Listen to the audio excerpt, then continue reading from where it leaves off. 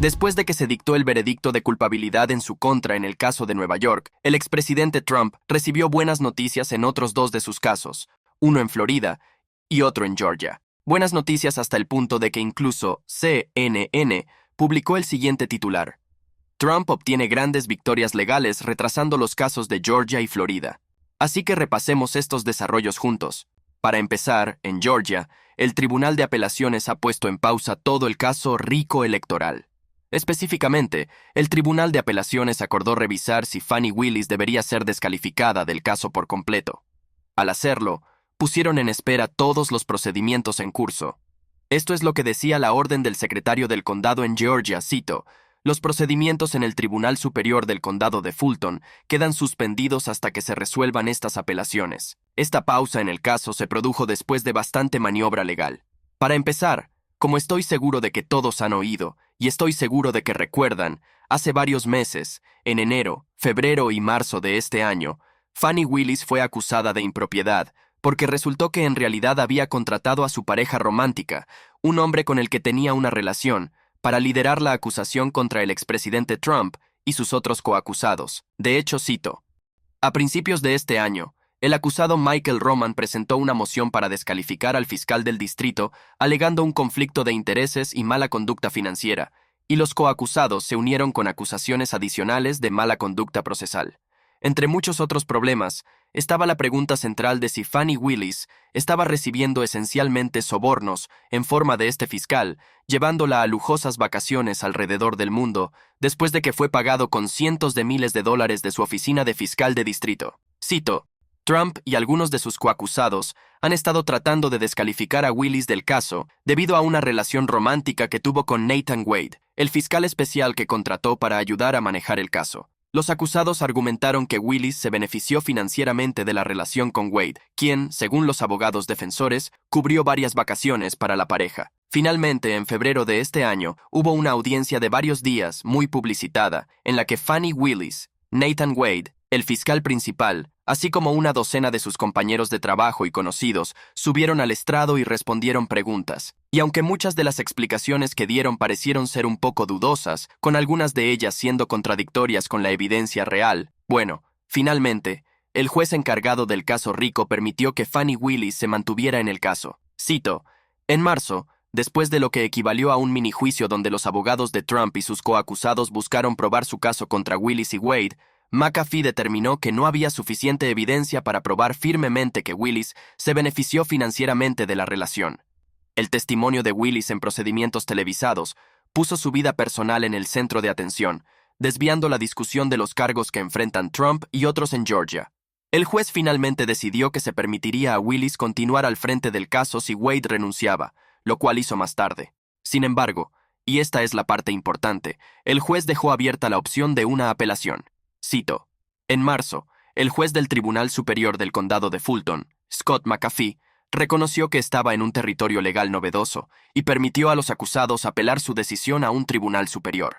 Así que el equipo legal del señor Michael Roman, uno de los coacusados del expresidente Trump, hizo justamente eso. Apeló la decisión, y el mes pasado, en mayo, el Tribunal de Apelaciones acordó revisar la sentencia. Ahora, el Tribunal de Apelaciones fijó una audiencia para octubre, para cuando realmente revisarán el caso, aunque su decisión real podría no llegar hasta el año 2025. Inicialmente, el juez que supervisa el juicio RICO dijo que mientras esta apelación se desarrolla, aún podrá escuchar mociones y emitir fallos. Sin embargo, el Tribunal de Apelaciones finalmente no estuvo de acuerdo. Cito: citando un caso de la Corte Suprema de Georgia, que ordena la suspensión de los procedimientos penales durante una revisión interlocutoria, el Tribunal de Apelaciones de Georgia ordenó el 5 de junio la suspensión de todos los procedimientos en el caso de Fani Willis contra el expresidente Donald Trump, lo cual, por supuesto, es una gran noticia tanto para el expresidente Trump como para sus otros coacusados, dado el hecho de que ahora, con la audiencia de apelación solo para esta pregunta de descalificación de Fani Willis teniendo lugar en octubre, y una resolución real probablemente no llegando hasta el año 2025, bueno, hay poca o ninguna posibilidad de que el juicio RICO se reinicie antes de las elecciones, y eso es en Georgia. En Florida, hubo una situación similar, con el juez allí también poniendo el caso de los documentos clasificados en una pausa indefinida. Específicamente, y cubrimos esto con mucho más detalle en un episodio anterior, después de que se descubrió que Jack Smith y su equipo de fiscales federales no mantuvieron todo en las cajas de Donald Trump en el mismo orden que dijeron que lo hicieron, el equipo legal de Trump presentó una queja ante el juez sobre no poder encontrar lo que estaban buscando, y por lo tanto pidieron al juez que pospusiera el juicio. Ahora, la razón por la que pudieron hacer esto fue porque lo que encontraron en la caja contradijo lo que Jack Smith le dijo al tribunal anteriormente, lo que obligó al juez a pedir aclaraciones. ¿Estaban los documentos en las cajas en el mismo orden que cuando fueron incautados y digitalizados? Finalmente, a pesar de que los fiscales le dijeron al juez anteriormente que todo en las cajas estaba exactamente como lo encontraron, bueno, finalmente, el fiscal presentó un escrito en el que admitieron haber engañado al tribunal en este asunto particular. En una pequeña nota al pie en su presentación, los fiscales admitieron haber engañado efectivamente al juez al escribir anteriormente que la evidencia era exactamente la misma que cuando fue incautada. Esto es específicamente lo que decía esa pequeña nota al pie en el escrito presentado por la fiscalía. Cito: "El gobierno reconoce que esto es inconsistente con lo que el abogado del gobierno entendía y representaba previamente al tribunal". Y efectivamente, tal como solicitó el equipo legal de Trump, la jueza Aileen Cannon fue adelante y puso todo el caso en una pausa indefinida. Específicamente, en mayo, el mes pasado, la jueza Cannon pospuso todo el caso indefinidamente. Esto es específicamente lo que escribió como parte de su orden.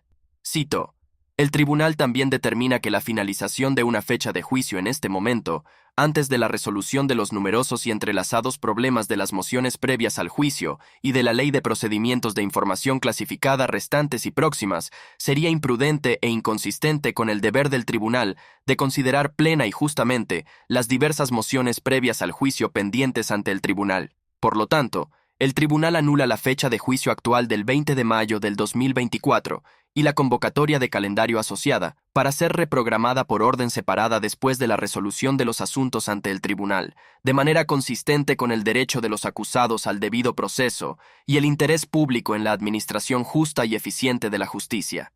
Esto significa, como una cuestión práctica, que el caso, a partir de mayo, ha sido pospuesto hasta nuevo aviso. Y por supuesto, el problema subyacente en juego tanto en este caso en Florida como en el otro caso en Georgia, el caso Rico, es que si los casos se posponen más allá de la fecha de las elecciones del 2024, y si Trump llega a ganar esa elección, bueno, entonces ambos casos se pospondrán al menos otros 4 años, ya que Trump no puede ser juzgado mientras sea el presidente en funciones, como comandante en jefe. Ahora, para su referencia, las elecciones están a solo 151 días de distancia. Así que tendremos que esperar y ver si estas múltiples mociones prejuicio que mencionó la jueza Cannon pueden realmente resolverse para entonces. Hasta entonces, sin embargo, si quiere profundizar en este caso de Florida o en este nuevo desarrollo en Georgia, pondré todas mis notas de investigación y podrá encontrarlas en la caja de descripción debajo de este video.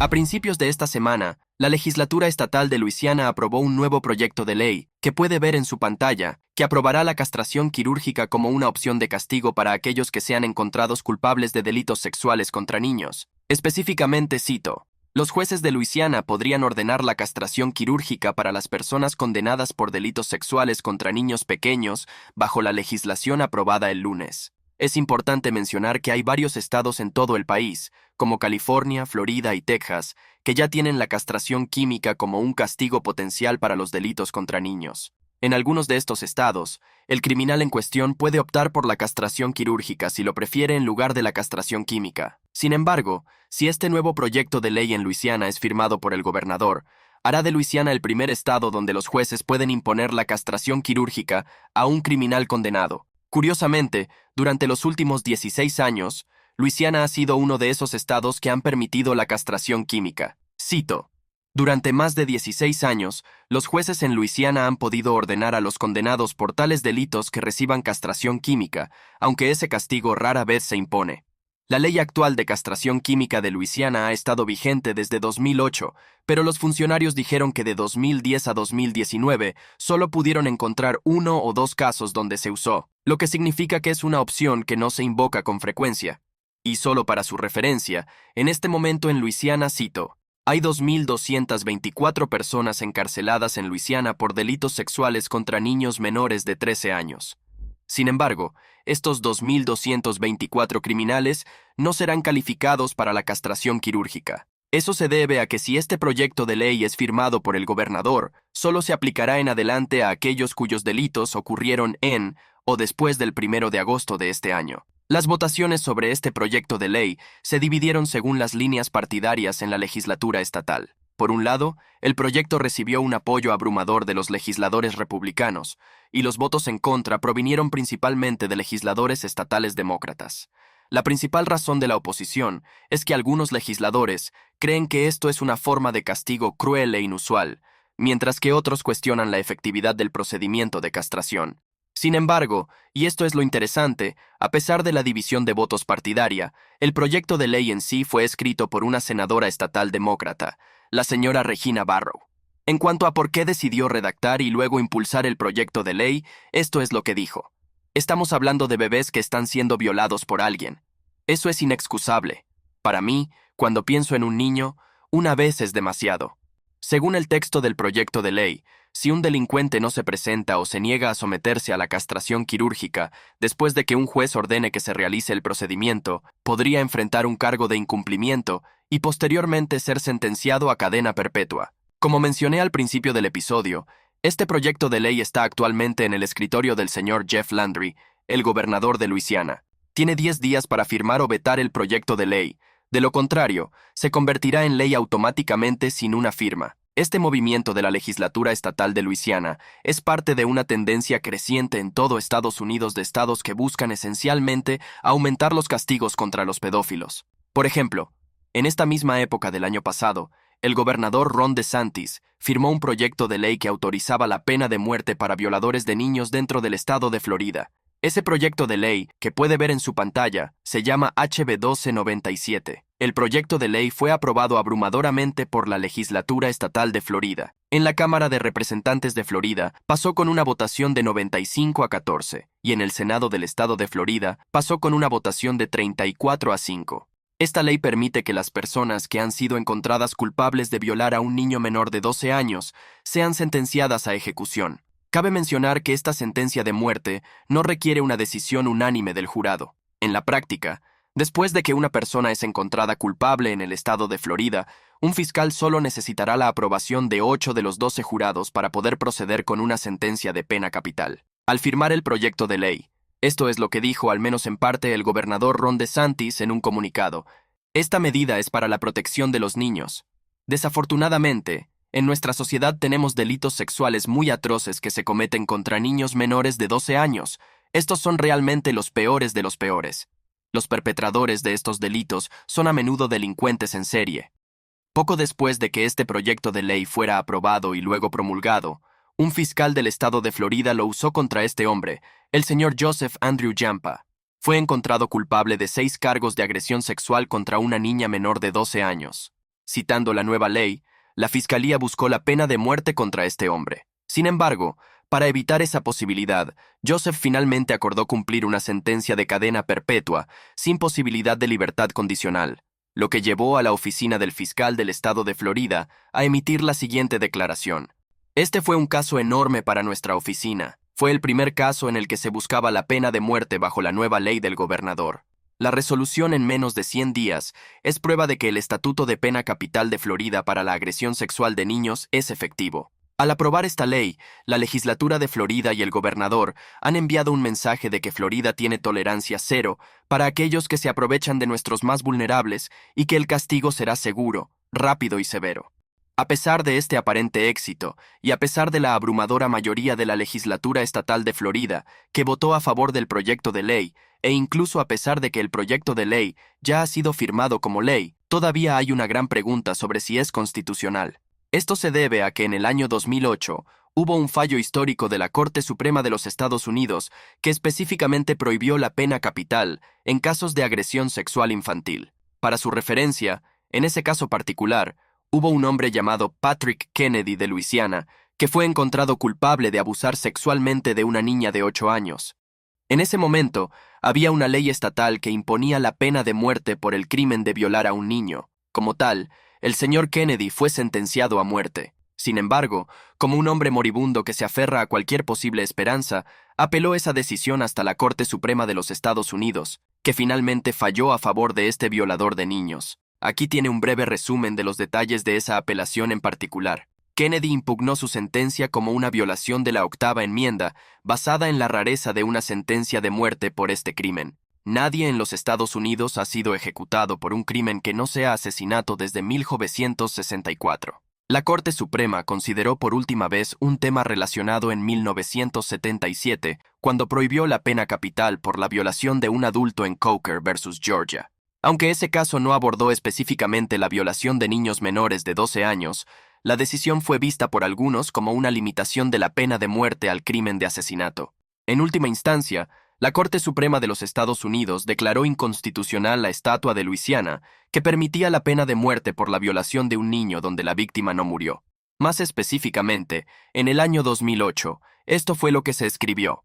Basado tanto en el consenso como en nuestro propio juicio independiente, nuestra conclusión es que una sentencia de muerte para quien violó pero no mató a un niño, y que no tuvo la intención de ayudar a otro a matar al niño, es inconstitucional bajo las octava y decimocuarta enmiendas. En lo que respecta a los delitos contra individuos, la pena de muerte no debe ampliarse a casos donde la vida de la víctima no fue tomada. Todo esto es para decir que, aunque esta ley está en los libros en Florida, es muy probable que la primera persona que reciba la sentencia de muerte apele su caso hasta la Corte Suprema de los Estados Unidos tratando de revocar la ley, y aunque basándonos en ese precedente del 2008 se podría asumir que sería un caso cerrado, francamente, nunca se sabe. Ocasionalmente, la Corte Suprema de los Estados Unidos revierte sus fallos anteriores, como en el caso de Brown contra el Consejo de Educación, y más recientemente en Roe contra Wade. Además, tal vez valga la pena mencionar que todos los jueces que formaron parte de esa opinión mayoritaria en 2008 ya no están en la Corte, por lo que nunca se sabe cómo se resolverá realmente.